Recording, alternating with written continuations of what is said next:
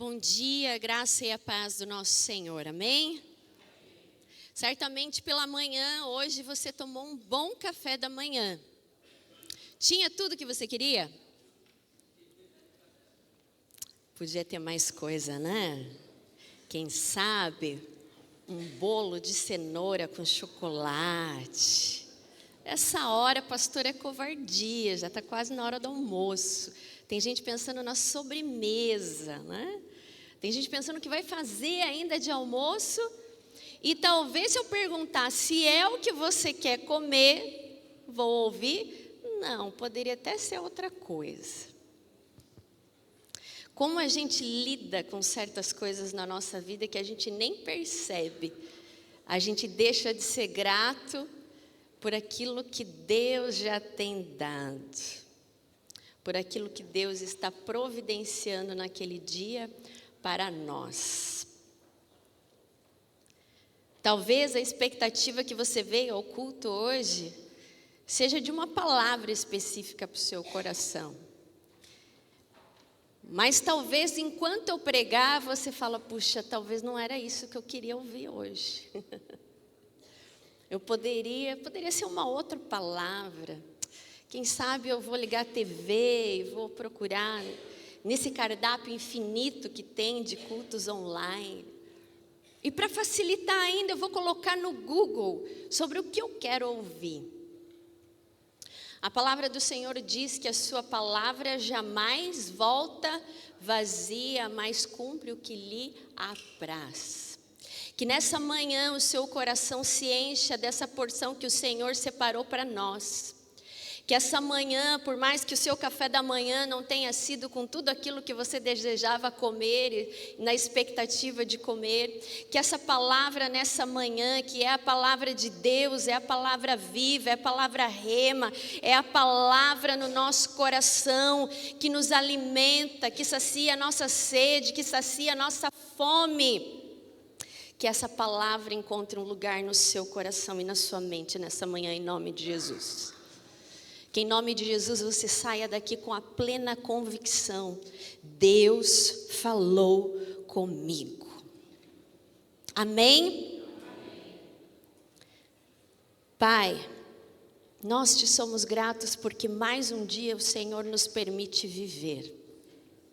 Mais um dia, ó Deus, o Senhor nos permitiu sair das nossas camas. Mais um dia o Senhor nos permitiu, ó Deus, de sentarmos na nossa mesa, na sala da nossa casa e tomarmos, ó Deus, o café que o Senhor providenciou para nós, ó Pai.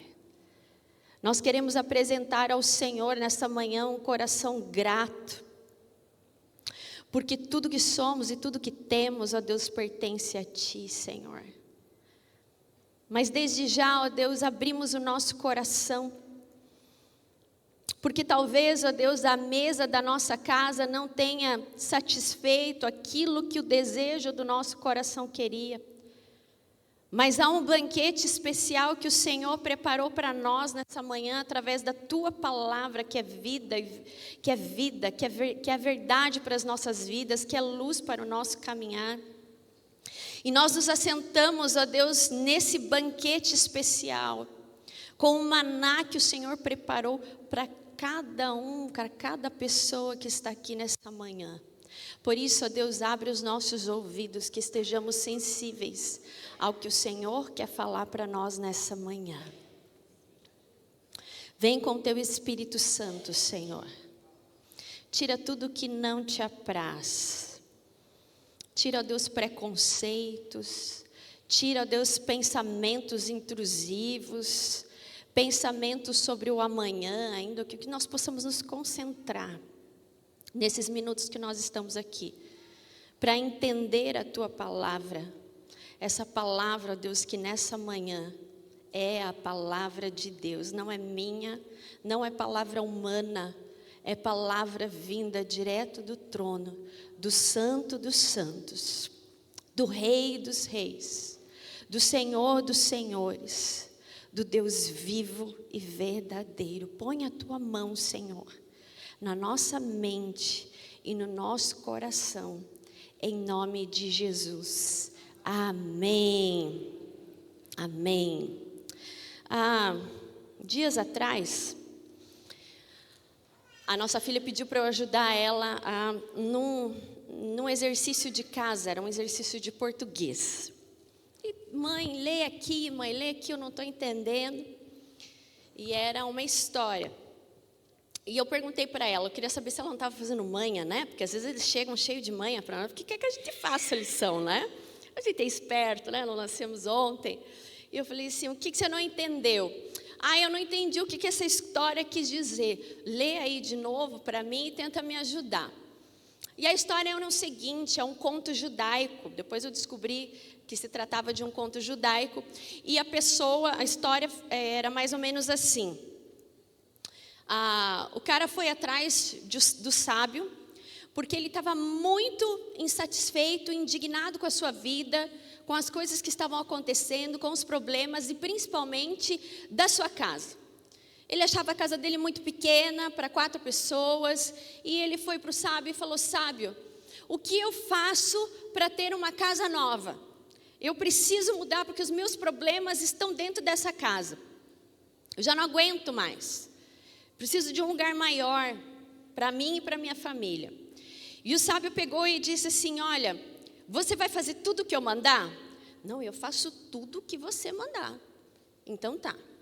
Então você vai fazer o seguinte, você vai pôr 2 vacas dentro da sua casa, você vai ficar 1 semana com elas lá dentro. Mas 2 vacas? 2 vacas. 1 semana. Mas tem certeza, será que isso é um bom conselho? Põe lá. Depois disso eu vou falar o que você tem para fazer.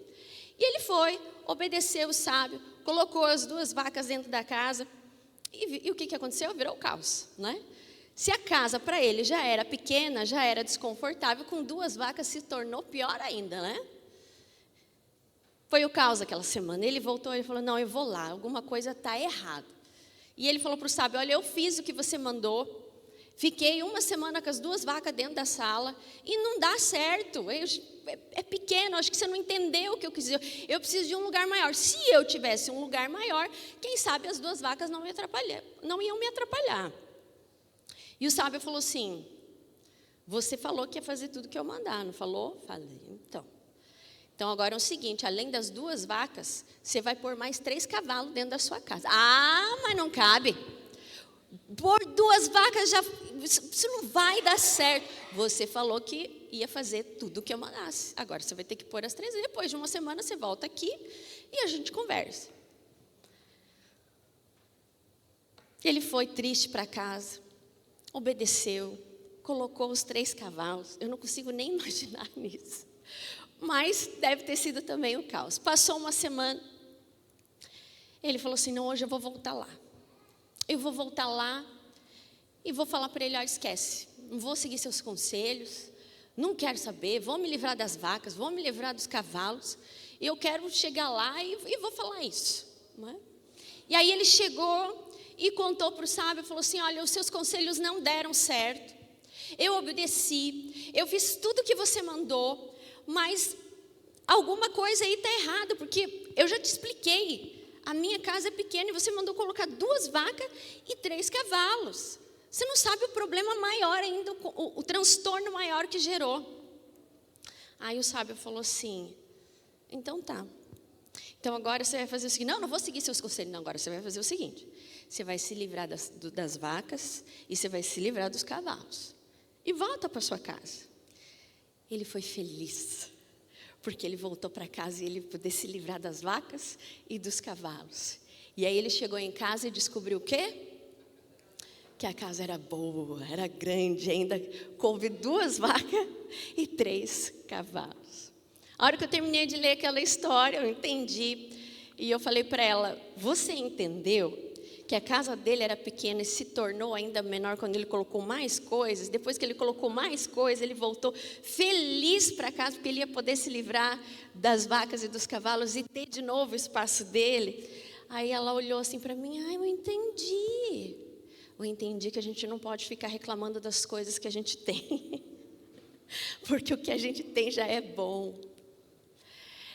E aquela história me tocou tanto, porque às vezes no dia a dia, nós temos sonhos materiais, né? Eu não estou aqui para ser hipócrita com os irmãos e irmãs e dizer que eu sou essa pessoa que não tem os sonhos materiais. Eu tenho os mesmos sonhos que vocês têm, eu também tenho, não é? Aliás, um dos maiores sonhos do brasileiro, qual é? De ter a casa própria. Talvez de ir para um lugar. Isso não é errado, a gente ter sonhos. O que é errado muitas vezes é a gente desfazer daquilo que o Senhor está nos dando.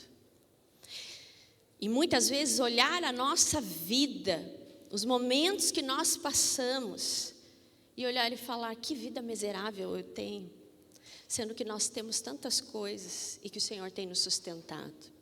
Abra sua Bíblia comigo em Filipenses capítulo 4, versos 11 a 13. É carta de Paulo aos Filipenses, é um texto bem conhecido, mas que traz preciosas lições para nós no mundo que nós vivemos hoje atual. Carta de Paulo aos Filipenses, capítulo 4, verso 11 a 13.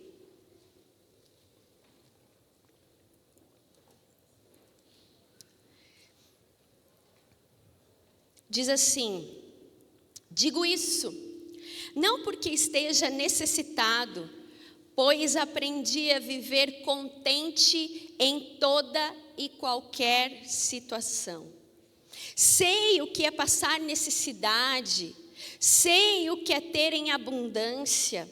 Em tudo, em todas as circunstâncias, aprendi o segredo de viver, de estar satisfeito, tanto com fome, como com sede, tanto com abundância, como padecendo necessidade.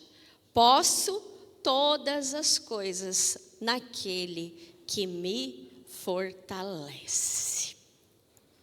Paulo nos dá um ensino precioso, a aprendermos o segredo de viver. Hoje eu gostaria de meditar com você nesse texto, trazendo para a nossa realidade do mundo que nós vivemos, os dilemas que nós vivemos, os inimigos da fé. Puxa, mas a fé, ela é tão poderosa, mas ela tem inimigos. Inimigos que muitas vezes, se nós não cuidarmos, abastecermos e não termos uma fé firme, esses inimigos fazem com que a nossa fé naufrague.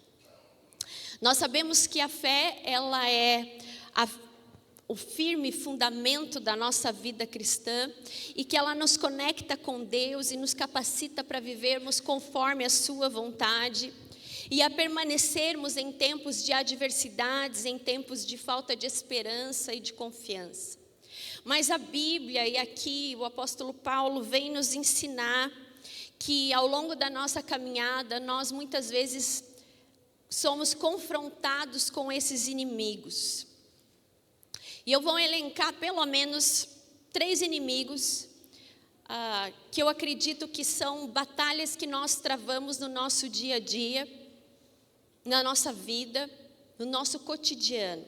E também porque na nossa caminhada pastoral a gente muitas vezes escuta isso.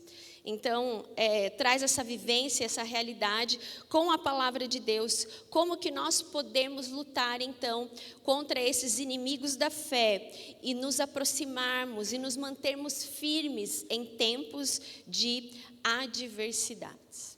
Veja, a história que eu contei, esse conto, ele fala sobre insatisfação. E esse é o primeiro inimigo da fé. A insatisfação. Quem gosta de viajar, passear, ir para hotéis, quem gosta de comer fora, já deve ter visto na internet esses sites que muitas vezes pontuam de como é o lugar. Determinada cidade, se vale a pena conhecer, os pontos turísticos, se aquele hotel é bom, se a comida é boa. E eu acho muito engraçado quando às vezes eu vou pesquisar e o hotel pode ter lá 5 estrelas. Sempre tem um infeliz que vai pôr uma foto de uma rachadura mínima do lugar para dizer que aquele lugar não é bom. Sempre tem alguém para dizer ou que a comida era ruim, ou que deixaram de trazer a toalha naquele momento que ele solicitou. O lugar tem 5 estrelas. Está lá, top dos tops. Mas sempre tem alguém que vai falar contra aquele lugar. Um lugar que você gosta de comer, você vai lá, pesquisa na internet, tem lá. Aquele dia o cozinheiro não se deu bem. Salgou demais. Voltei para casa tomando muita água. Aquele lugar lá, a cadeira estava bamba. Porque os talheres não estavam no lugar. Nós vivemos numa era de insatisfação. Nada está bom. Nada está bom. Aquele que trabalha muitas vezes reclama do seu salário. Onde nós, cotidianamente, nos noticiários, nós temos altos índices de desemprego, pessoas precisando de lugar para trabalhar. Mas sempre tem alguém infeliz com o que recebe. Veja, eu não estou falando que você não pode almejar cargos melhores, lugares melhores para se trabalhar. Não, não é isso. Mas é a insatisfação com o presente, com aquilo que está te sustentando. Falei da área do lazer, da comida, de coisas que nós nos relacionamos no dia a dia, mas também há insatisfação nos relacionamentos. E isso é típico da sociedade que nós estamos vivendo, que muitos filósofos, sociólogos denominam como uma modernidade líquida, onde tudo se vai, onde não há constância, onde se busca saciar a sua própria satisfação, mas que sempre está vazio. Até tem uma música, né, que fala sobre isso. Amélia, que era mulher de verdade. Às vezes a pessoa se separa, casa com o outro, descobre que os defeitos são piores, e ela fala, puxa, eu tinha uma coisa boa, e agora eu estou enrascado. A insatisfação muitas vezes projetada nos filhos. Puxa, eu queria que ele seguisse essa carreira. Puxa, eu queria que meu filho fosse assim. A insatisfação tem tomado conta. É aquele ditado popular, a grama do vizinho sempre é mais verde, mais viçosa. Paulo, trazendo para o nosso texto, quando ele fala sobre contentamento, ele tem PhD para falar sobre isso para nós.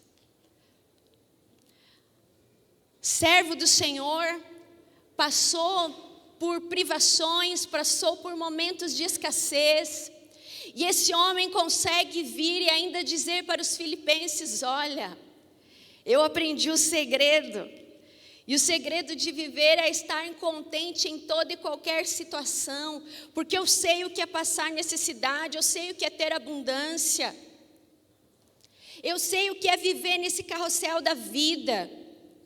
A palavra em grego, ela é traduzida para autarquia ou autarquês, que Paulo pega da filosofia estoica, onde eles davam ênfase à independência emocional e na capacidade de conseguir o que se quer e se manter resiliente, que é uma palavra moderna para hoje, independente das circunstâncias externas, mas o foco de permanecer firme, independente das adversidades, para a filosofia estoica tinha a ver com o próprio eu.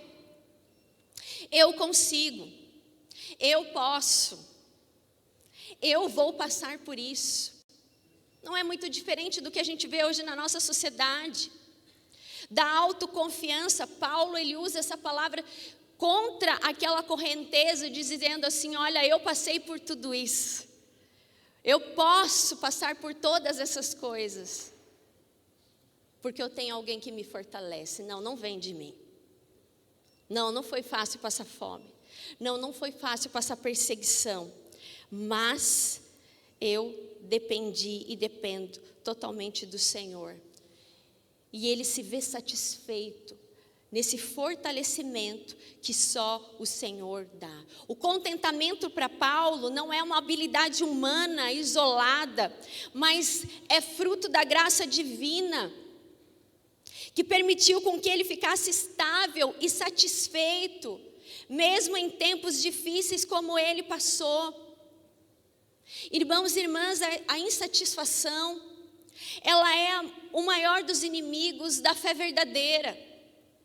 Em tempos atuais, onde muitas pessoas se sentem insatisfeitas com a sua vida, buscando satisfação naquilo que passa, naquilo que é passageiro, nós olhamos as redes sociais, muitas vezes nós vemos a insatisfação das pessoas, mesmo tendo tudo, mesmo muitas vezes tendo bens materiais, se sentem vazias.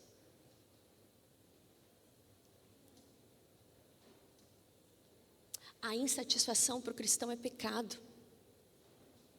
É pecado. Porque Deus tem dado tudo, Deus tem sustentado. A insatisfação, ela mina a nossa fé, ela nos torna amargos, nós não conseguimos ver beleza na vida, nós não conseguimos ver que aquilo que o Senhor tem nos dado é pura graça dEle, é pura bênção, é divino, é vindo das mãos do nosso próprio Deus. Quando não estamos contentes com o que Deus tem feito por nós, nós começamos muitas vezes a duvidar da bondade, da fidelidade, da existência de Deus na nossa vida. Começamos a achar, sim, que a grama do vizinho é mais verde que a nossa. E até muitas vezes falamos para Deus: poxa Deus, eu sou teu filho, eu sou tua filha, e eu estou passando por essas lutas. Eu estou com dificuldade financeira, eu estou com dificuldade no meu relacionamento. A minha vida parece que não anda. Eu não consigo fazer as coisas. Olha que exemplo magnífico de Paulo. Ele fala: olha, eu aprendi. Contente em qualquer circunstância. Porque ele viu que o Senhor estava fortalecendo e ele era feliz plenamente no Senhor. E é isso que nós aprendemos: quando não se é feliz e contente com o que Deus tem dado, nada no mundo nem ninguém satisfaz. O mundo hoje tem corrido nessa insatisfação que parece mais um ciclo, mas que nada preenche o vazio. E esse vazio é o vazio de não pertencer a Deus, de não entregar o seu coração a Deus. Puxa, mas eu venho à igreja, eu leio a Bíblia. A insatisfação muitas vezes é o seu inimigo. Quando muitas vezes você olha para a vida dos outros, compara com a sua vida. Quando muitas vezes você olha para o trabalho dos outros, compara com o seu trabalho. Quando muitas vezes você olha para a família dos outros e olha para a sua família e você reclama e murmura, porque a insatisfação dá lugar à murmuração. Qual é o remédio então para nós lutarmos contra esse inimigo da nossa fé, que é a insatisfação? É se sentir pleno no Senhor. É trazer à memória o que dá esperança. É olhar para a sua vida e ser contente, buscar o contentamento no Senhor. Esse contentamento preenche o coração, preenche a mente. A busca incessante por satisfação é a sensação de nunca ser suficiente. A satisfação que o mundo busca hoje nunca é plena e duradoura, mas a satisfação que nós encontramos em Deus, entendendo que nossa vida muitas vezes passa por altos e passa por baixos, é saber que nós não estamos sozinhos, mas que a graça de Deus tem nos alcançado e tem nos fortalecido. Paulo nos ensina a estar contente em qualquer situação. Esse é o segredo da vida, esse é o segredo para permanecermos nesses tempos difíceis. Ir contra a correnteza, onde há um mundo insatisfeito, que o Senhor possa olhar para você, possa olhar para o seu coração e ver alguém que é satisfeito nele. Que é Ele que te fortalece, que você pode passar por essas provações, mas que o seu coração se alegra e é grato por tudo. Não dê lugar à insatisfação no seu coração. Porque a sua fé pode naufragar. Porque você pode estar se afastando cotidianamente dos propósitos e das bênçãos do Senhor. Nós precisamos fazer nos dias de hoje a oração de Abacuque, capítulo 3, verso 17, que ele diz: porque ainda que a figueira não floresça, nem haja fruto na vide, ainda que decepcione o produto da oliveira, e os campos não produzam mantimento, ainda que as ovelhas na malhada sejam arrebatadas e nos currais não haja gado, todavia, eu me alegrarei no Senhor, exultarei no Deus da minha salvação, porque o Senhor é a minha força. A insatisfação, ela enfraquece a fé, porque nos faz olhar para as circunstâncias do que nos fazer olhar para Deus, aquele que é fiel, aquele que nos sustenta. Meu irmão e minha irmã, que a insatisfação não amargue a sua fé. Que você siga o exemplo de Paulo, que você faça a oração de Abacuque, que em todas as circunstâncias você possa confiar que Deus é suficiente para te sustentar. Em todas as situações.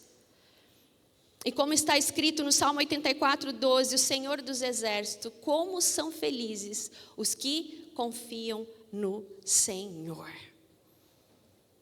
Não importam as circunstâncias, o que Paulo está falando não importa. O que importa é quem está comigo no dia da provação. O que importa é aquele que me fortalece. É isso que importa. Não importa se eu não tenho as coisas que possivelmente me trazem satisfação, o que importa é que eu sou satisfeito no Senhor. O que importa é que eu sou contente no Senhor. A insatisfação, ela gera doenças na alma.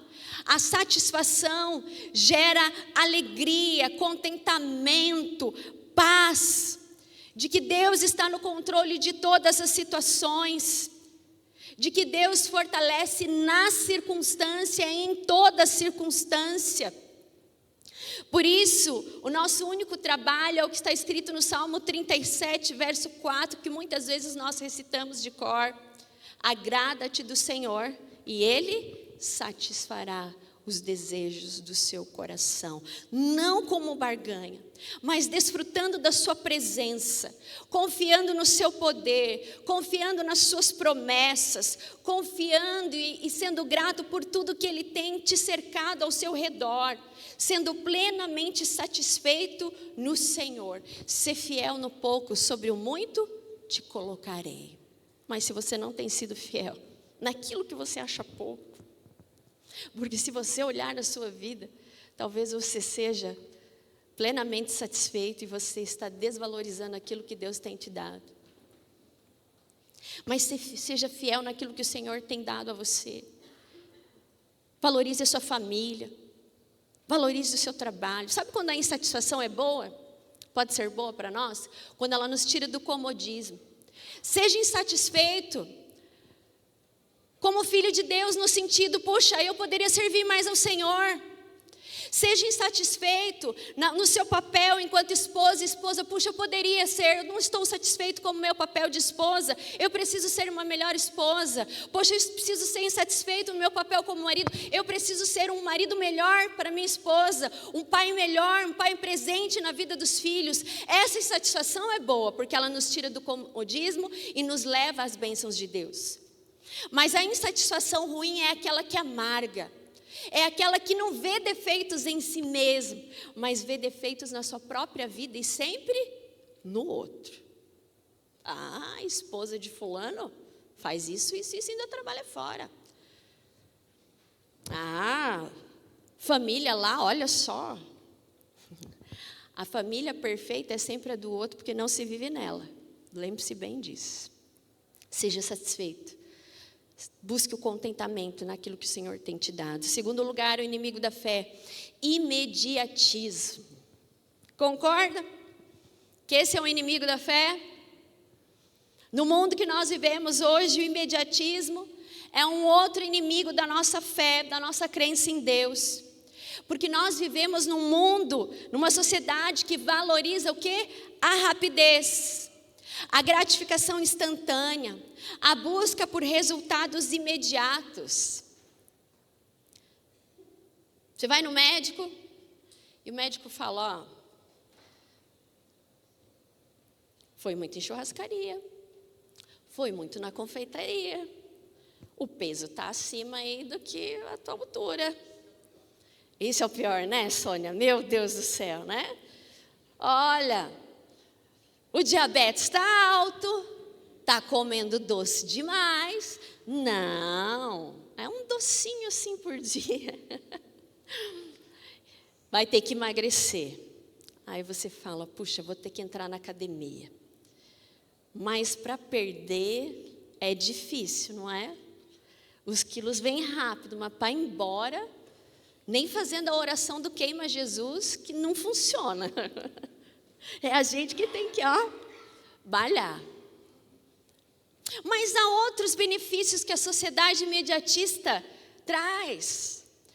Está aí os remédios emagrecedores, que têm sido febre na sociedade hoje.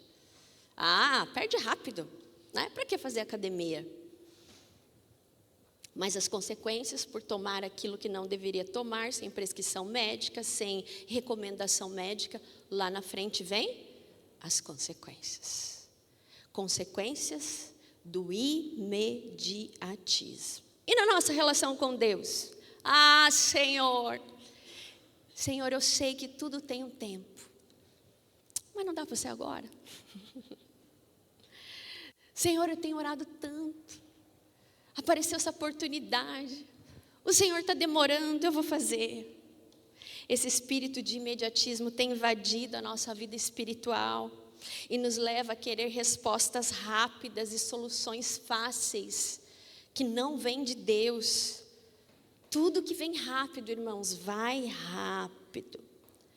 A vida cristã exige paciência, perseverança, esperar o kairos, o tempo perfeito de Deus na nossa vida. O que isso tem a ver com Paulo, com o texto que nós lemos? Paulo viveu o processo. Ele viveu a escassez, ele viveu a abundância, mas ele não se deixou corromper com o imediatismo. Quando ele fala para aqueles irmãos que passou por tudo aquilo, ele não está falando da boca para fora. Ele está falando porque ele viveu de fato. É diferente quando nós muitas vezes falamos, não, se eu passar por dificuldades, se eu passar por isso, Deus vai me fortalecer. Mas é quando vem o fogo das aflições, quando vem os momentos difíceis, que nós queremos, que as coisas passem rápido, que aquele momento difícil passe rápido. Mas nós aprendemos em um outro momento de Paulo com Deus, em que ele viveu também esse processo de viver na dependência e na paciência do Senhor, quando em Coríntios capítulo 12, 8 a 9, ele fala que foi dado a ele um espinho na carne, e o texto fala, pedi que o Senhor retirasse de mim o espinho da carne, quantas vezes? 3. Gente, se Deus falou não para Paulo, imagina para nós. 3 vezes. 3 vezes pediu ao Senhor. Mas ele não ouviu do Senhor, sim, meu filho, eu vou retirar essa aflição para que você conclua a minha obra. Não. Mas ele me disse, a minha graça te basta, porque o meu poder se aperfeiçoa na fraqueza. E aí ele responde, portanto, de boa vontade, me gloriarei nas minhas fraquezas, para que sobre mim repouse o poder de Cristo. Ao invés de ser respondido imediatamente, Paulo recebe uma outra resposta também de forma imediata, mas dizendo assim, olha, o que é suficiente para você é a minha graça. O que é suficiente para você nesse momento agora é esperar por esse tempo, é viver esse tempo, é viver esse processo, para que o meu poder se aperfeiçoe em você, para que você dependa totalmente da minha graça. Por isso, levou ele a dizer, posso todas as coisas naquele que me fortalece. E isso vem nos ensinar a não vivermos esse imediatismo louco, dessa correria louca que nós estamos vivendo nesses dias, mas a esperarmos pacientemente no Senhor e dizer: eu posso enfrentar momentos difíceis que talvez demorem para passar, que talvez demorem para se resolver, que talvez demorem para se acalmar, porque eu posso todas as coisas naquele que me fortalece. Eu posso enfrentar a luta, a batalha, eu posso enfrentar a dificuldade com o tempo, de querer acelerar o tempo, porque eu sei que todas as coisas o Senhor faz plenamente perfeito, no momento certo, porque Ele me fortalece, porque a graça dEle me basta, e porque o poder dEle se aperfeiçoa na minha fraqueza. O imediatismo também adoece e tem adoecido as pessoas. A indústria da farmácia, né, dos remédios, nunca se vendeu tanto remédio para dormir, tanto ansiolítico para as pessoas que estão com dificuldade, com ansiedade exacerbada, principalmente da pandemia para cá. Remédios controlados. Nós podemos. Todas essas coisas podem acontecer conosco, momentos difíceis. Não, a vida não é um mar de rosas, mas nós podemos ver as rosas do Senhor dia a dia nas nossas vidas, nos fortalecendo todas as manhãs e todas as noites. O remédio, o verdadeiro remédio que acalma a nossa alma, que cura o coração ansioso, o remédio é se jogar nos braços do Pai em oração. O remédio se chama Shalom, o Shalom de Deus, a paz, como Paulo falou, a paz que excede todo o entendimento. E nesse mesmo texto, Paulo fala sobre isso.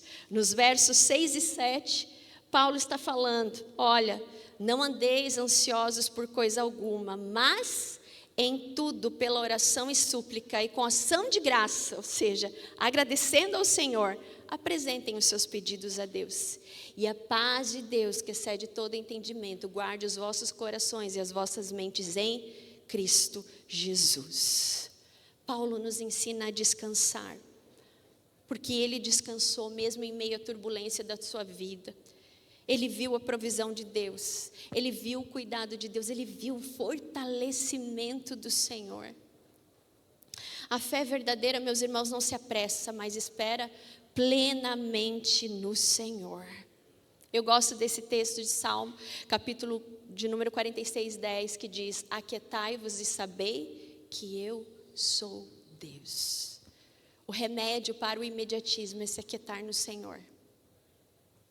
E saber que Ele está te fortalecendo em todas as coisas, desfrutar da sua paz e da sua presença. Pense, promessa. Na palavra promessa. A palavra promessa, ela tem o significado imediato? Não. Por isso que ela é uma promessa daquilo que ainda vai acontecer. E nós temos um Deus de promessas. Um Deus que não falha, mas um Deus que cumpre. Por isso nós podemos descansar no tempo, no momento e na paz que excede todo entendimento, para acalmar o nosso coração. Não deixe que o imediatismo corrompa a sua fé. Não coloque os pés pelas mãos, não troque. Mas descanse e deixe o Senhor agir com as suas mãos e com o seu poder na sua vida. Descanse no Senhor. Esse é o remédio para o inimigo da fé, que é o imediatismo. O último inimigo que eu elenquei aqui da fé é a incredulidade. Primeiro inimigo, insatisfação. Segundo inimigo, imediatismo. Tudo começa com I. E o terceiro inimigo é a incredulidade. Veja, há uma pesquisa Global Religion de 2023, foi feita com 26 países. E ele diz o seguinte, que 9, o Brasil lidera esse ranking, que 9 a cada 10 brasileiros dizem acreditar em Deus ou em um poder maior. 70% dos brasileiros têm uma religião denominada cristã. Embora esse número seja expressivo, nós não sabemos os indicadores que levaram a fazer essa pesquisa, nós encontramos ainda muitas pessoas que não acreditam em Deus, mas de uma forma prática. Às vezes pode até acreditar, mas é aquilo, né? O tal do não praticante, né? E há uns ainda que falam assim, Deus é bom, então que não custa acreditar, né? Já que Ele é bom. Mas não tem um relacionamento vivo e verdadeiro com Ele. Deus não é uma força. Ele não é. O nosso Deus, o Deus vivo e verdadeiro, se relaciona conosco e nos abençoa. Mas a incredulidade ainda é uma realidade. E que muitas vezes é o inimigo da fé. Quando as coisas não acontecem, quando aquilo não satisfaz, quando valorizamos demais o imediatismo, com o passar do tempo, muitas vezes você pode duvidar daquilo que Deus pode fazer na sua vida, ou está fazendo na sua vida. Eu quero contar 2 situações da minha filha, eu gosto de contar, né, as experiências dela. Depois ela chega em casa e fala, fulano veio atrás de mim e falou que você falou isso, isso, isso. Você fica contando as minhas coisas, ela fala assim. Mas eu falo, puxa, que me inspira, né, a fé dela. E ela teve uma aula na escola que falava justamente isso, da porcentagem de cristãos. E ela chegou para minha mãe e falou assim, olha vovó, tantos por cento creem em Deus. E eu estou nessa porcentagem. E aí, nesse mesmo dia, ela teve uma lição que era falar sobre espiritualidade. O que é espiritualidade para você? E ela estava com 2 amigas, o trabalho era em conjunto, e uma amiga não sabia o que escrever e perguntou para outra menina, falou, escuta, o que você escreveu aí sobre espiritualidade? Ela falou, é uma coisa que os nossos pais nos ensinam. E aí ela olhou para Amanda e falou, Amanda, e você? O que você respondeu? Ela falou assim, olha, eu escrevi que espiritualidade é crer em Deus e orar para Ele. Isso é espiritualidade. Aí a menina falou assim, olha, gostei da sua resposta, vou copiar. Ela falou, mamãe, ela copiou a minha resposta. Eu falei, tá certo, é isso mesmo, é crer em Deus. Mas no nosso dia a dia nós encontramos sim muitas pessoas que não creem em Deus, que não têm um relacionamento vivo e verdadeiro com Ele. O ceticismo, ela é a resposta a uma vida sem propósito e significado. Mas a fé em Cristo oferece algo que preenche as lacunas, o vazio e a secularização que nós vivemos no mundo atual. Muitas vezes a gente crê em Deus, mas quando as aflições, os problemas batem à nossa porta, nós damos lugar à dúvida. Há aquelas pessoas que ainda tentam racionalizar. Sim, nós podemos. Eu acredito que a fé cristã exige racionalidade. Porque seguir a Cristo exige uma decisão. E essa decisão começa primeiro na mente e depois no coração. Então envolve razão. Crer em Deus envolve razão, sim. Porque há um Deus que se move em nossa direção. Há um Deus que permanece conosco no fogo das aflições. Há um Deus que atua no nosso intelecto, mas também no nosso coração. E nós sentimos a sua presença. Não dê lugar à incredulidade na sua vida. Talvez se está findando o ano e você muitas vezes chega a pensar, puxa, muita coisa não aconteceu, busque o contentamento, a satisfação em Deus. Procure descansar no kairós, no Deus de Deus, não no imediatismo.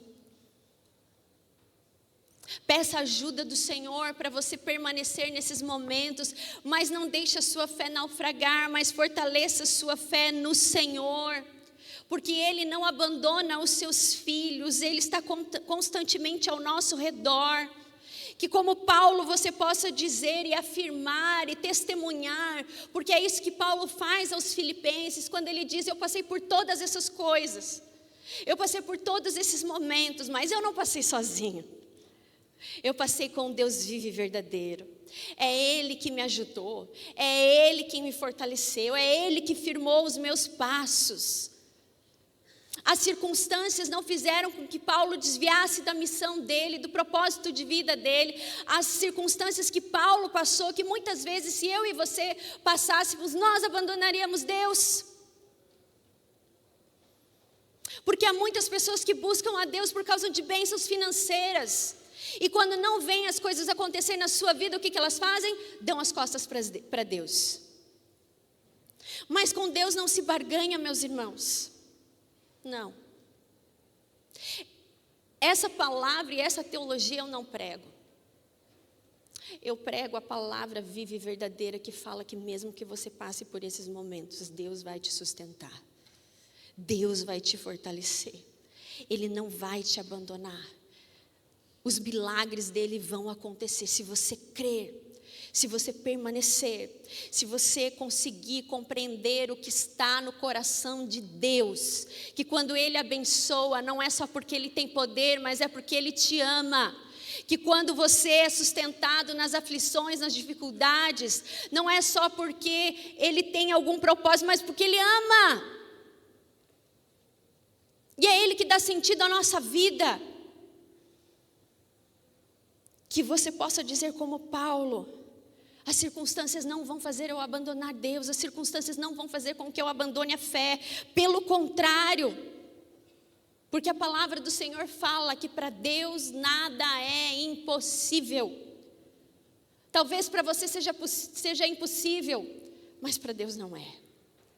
O nosso Deus é um Deus poderoso, que sustentou o seu servo Paulo em todas as circunstâncias. E assim como permaneceu com ele, ele permanece conosco. Então abra os seus lábios e diga: eu tudo posso.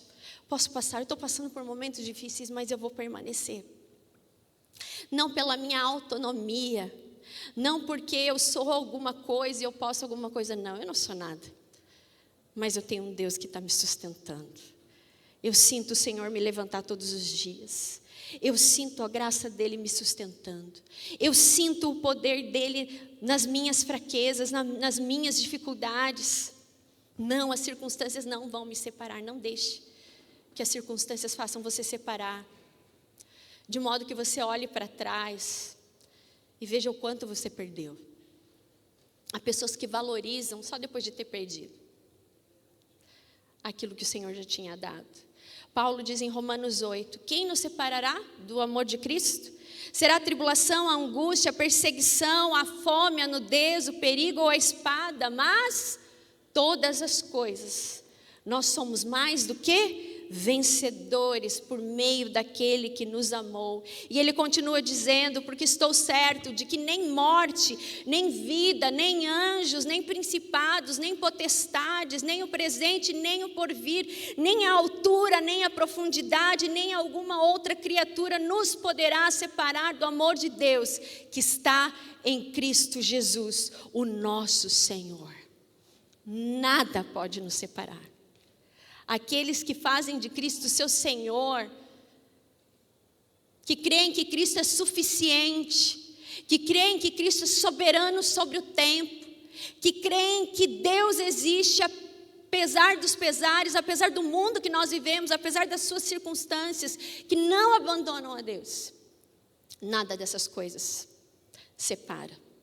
Não deixe o inimigo da incredulidade minar o seu relacionamento com Deus. É preciso ter fé, porque se você crer, você verá a glória de Deus. Amém?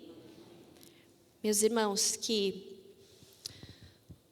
você saia daqui dizendo: tudo posso naquele que me fortalece. Talvez nessa manhã você tenha e esteja lutando contra esses inimigos. Mas a palavra do Senhor nos diz, em 1 João, que há uma fé que vence o mundo. 1 João 5,4, o que é nascido de Deus, vence o mundo. E esta é a vitória que vence o mundo, a nossa fé. Que em nome de Jesus essa palavra nessa manhã tenha suprido a fome que há no seu coração. E se nessa manhã você tem lutado durante a semana os seus dias você tem lutado contra a insatisfação. Você olha para a sua vida e você vê, realmente eu tenho agido com insatisfação.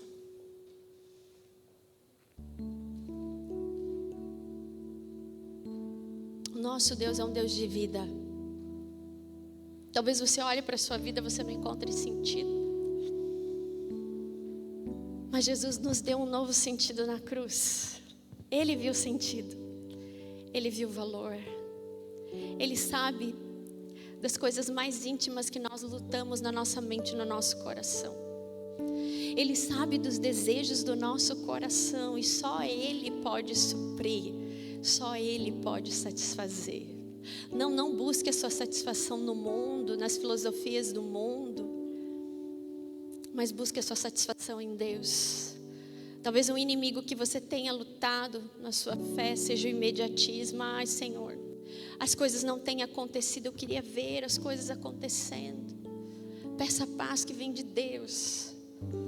Talvez você esteja perdendo sono por causa disso. Nessa manhã, largue isso aos pés do Senhor em nome de Jesus. Em nome de Jesus. Porque se Deus não está te acordando para orar, mas os problemas é que tem te acordado para isso, que você lance os seus problemas aos pés de Jesus e receba a paz. A paz que excede todo entendimento e vence esse inimigo do imediatismo, da ansiedade, do temor, do medo do amanhã, da falta de confiança. Talvez se você tem lutado contra o inimigo da incredulidade, pior cego é aquele que não quer ver. Talvez você fale, não, eu creio. Mas lá no fundo, você pode falar que não para mim. Mas talvez o Espírito Santo fale para você, não é bem assim não. Você está duvidando das promessas que Deus tem para você. Creia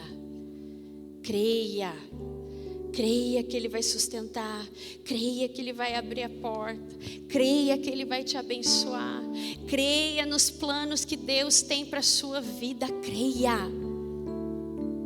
O choro pode durar uma noite, mas a alegria vem ao amanhecer. Deixa essa alegria plena de ser satisfeito e contentamento no Senhor invadir o seu coração nessa manhã. E que você possa mudar de vida, em nome de Jesus. A palavra do Senhor nos causa transformação. Transformação. Quais são as escamas que têm te impedido de ver o mover de Deus? Quais são as escamas que têm feito você se amargar com a vida, com as pessoas, com as coisas? E te digo mais, ninguém gosta de ficar perto de gente amarga, viu? Não gosta. Que você possa nessa manhã se livrar de tudo isso em nome de Jesus. Ele é fiel, Ele é poderoso, Ele quer fazer uma obra na sua vida. Não saia daqui sem lançar isso nos pés do Senhor nessa manhã, em nome de Jesus. Eu falo isso na autoridade de Jesus. Eu falo isso na autoridade de pastora, porque muitas vezes eu vejo as minhas ovelhas sofrendo com a insatisfação, sofrendo com o imediatismo, sofrendo com a incredulidade. Ele é poderoso para fazer infinitamente mais, amém?